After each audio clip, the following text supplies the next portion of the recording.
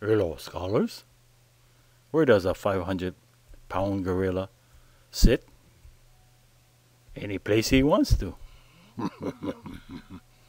Anyway, you gotta do a group project.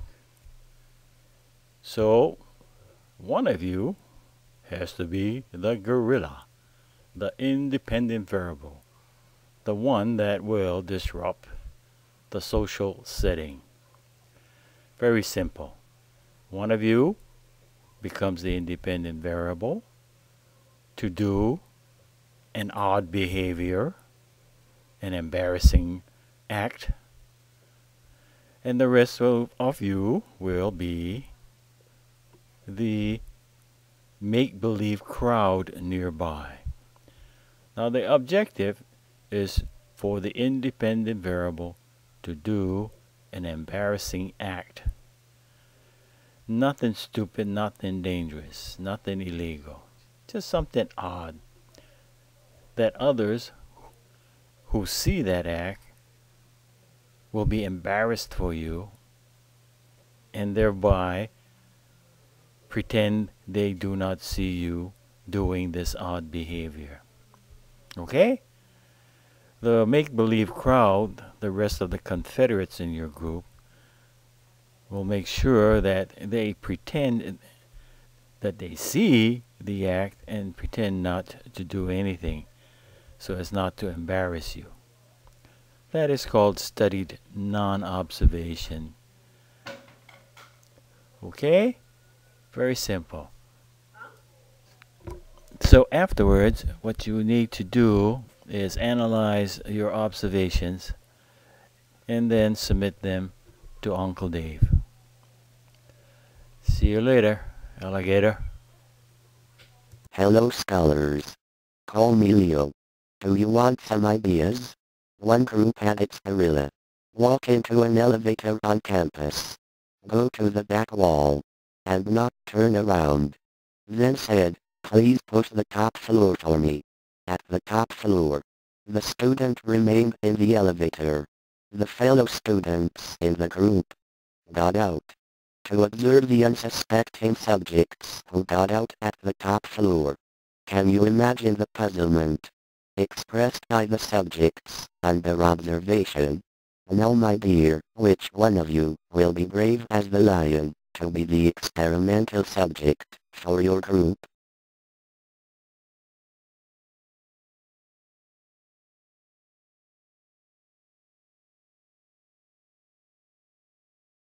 Do not do anything that will get you arrested.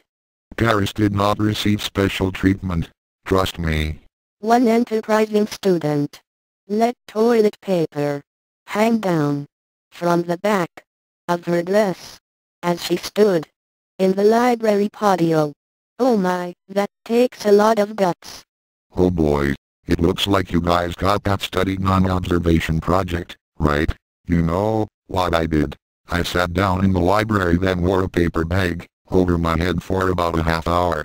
I had holes cut for my eyes, and nose, and mouth.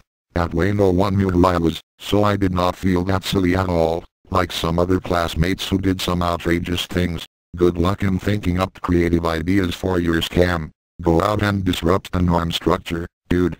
Hello you poor subjects of sociology field experiments. Welcome to the club. Last fall, no one in my group had the nerve to do this. I finally reluctantly volunteered to be the experimental subject, the guinea pig, the independent variable. I brought a teddy bear to the cafeteria and sat it down next to me. I began to spoon feed it.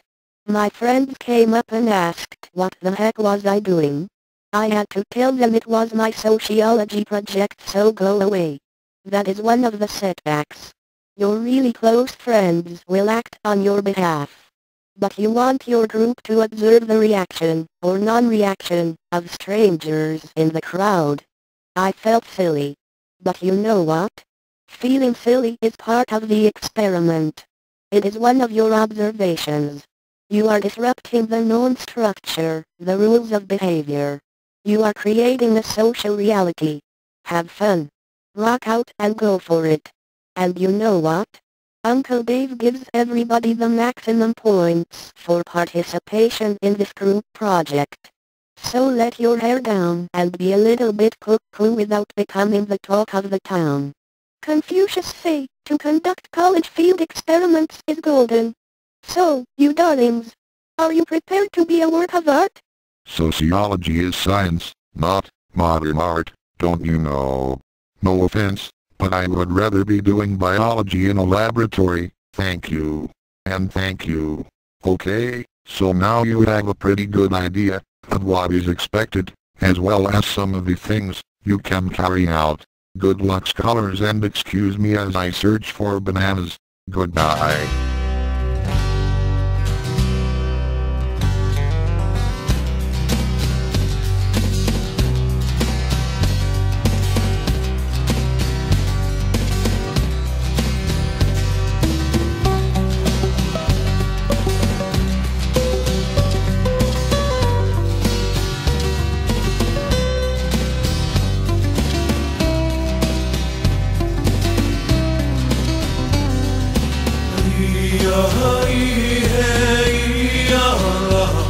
İkan nalu